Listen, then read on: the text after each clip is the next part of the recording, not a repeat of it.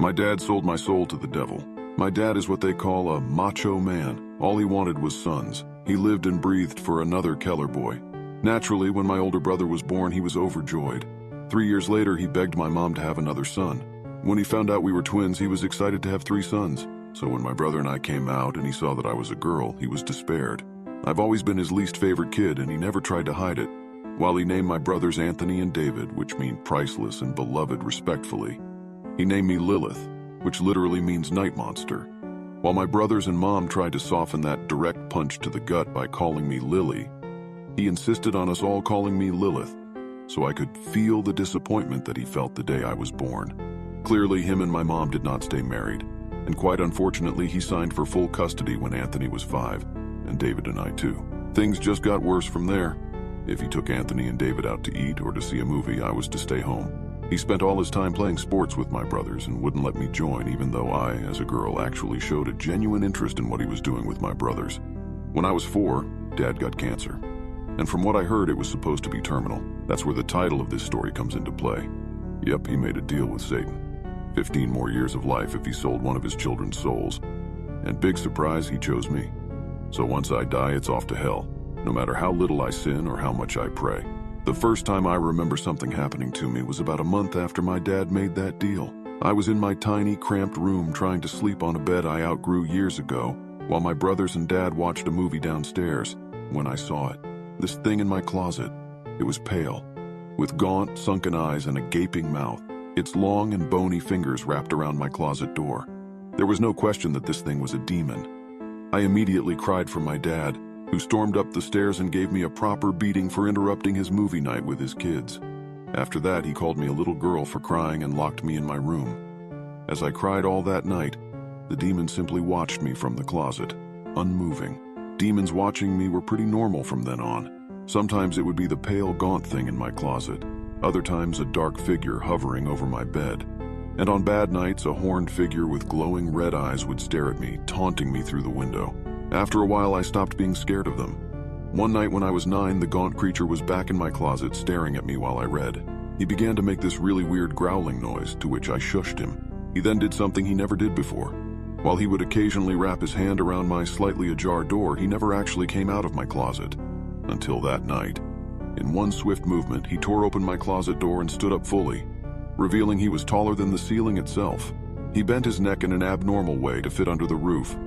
I rightfully should have been shitting my pants at this moment, but for some reason I just wasn't that scared. We locked eyes for a while, which was more awkward than scary, so I just went back to reading my book. He just looked at me curiously for a while until my dad decided he wanted to be a horrible person again and threw open my door to yell at me for something or other. The entire time the demon just watched. Thankfully, my dad left after slapping me across the face, but I was crying again for the rest of the night. The demon, who now looked at me with something more than curiosity, looked back at my closed door trying to see my dad. As I did nothing but sob, the demon just sat down beside my bed, towering over me. Neither of us looked at each other the rest of the night, I cried, while he just stared off in the distance. But I wasn't alone, and that was all I cared about. From then on, things changed. I wasn't just not scared of the demons, I welcomed them. Especially the gaunt-looking one who sat by me that night. He would sit with me whenever my dad was bad to me or whenever I had boy troubles at school. He never talked at me and barely ever looked at me, but all I cared about was that he was there for me. I even gave him a name, Papa. I remember this one night I was 14 and upset because Jacob, the boy I liked, didn't invite me to the Valentine's dance at our school. On top of that, my dad had gotten into one of his moods and had thrown a chair at me. When I ran into my room, I was almost relieved to see Papa crouched by the closet. "Papa!" I cried, running to him.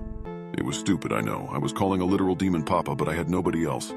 He was the only one who had ever shown me any sympathy. At first he stepped back, but as I cried even harder, he looked at me in the eyes. Maybe for the first time since that night, he stepped out of the closet. Then he did something surprising. He hugged me back. As I felt his icy cold hands wrap around me, I should have been terrified. But I was filled with love. Love. For finally finding a dad who loved me.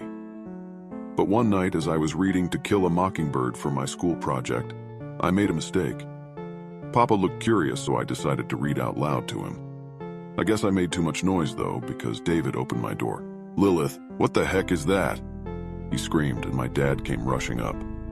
Papa couldn't hide in time, and now my entire family stared him down. He stood up, revealing his giant stature, and David began to cry, while Anthony froze in place and my dad ran off to get a vial of holy water he had kept by his bed ever since the deal was made. As I tried to run away with Papa, he stopped me and shook his head. We both knew it was too late. I cried as I hugged him goodbye, and as my dad approached us with the holy water and sprayed it on Papa, he let out a blood-curdling screech that could have been heard across the country. I watched in horror as Papa, who had stayed by my side all these years, faded to nothingness. "There," Dad said. "It can't hurt us anymore, sons," he said, embracing David and Anthony in a hug. I just laid over Papa's lifeless body, uncontrollably sobbing. We were all so caught up in our own worlds we didn't notice something come up behind us. He was large, even bigger than Papa, and had 2 large horns, a goat's head, and a large stick in his hand. Dad turned around slowly, looking to this thing as he glared down at my abuser. "Your Majesty, we had a deal, Stanley. I granted you 15 more years of life on 2 conditions. 2. It boomed, and I noticed David had wet himself. "It was a misunderstanding, sir. My daughter.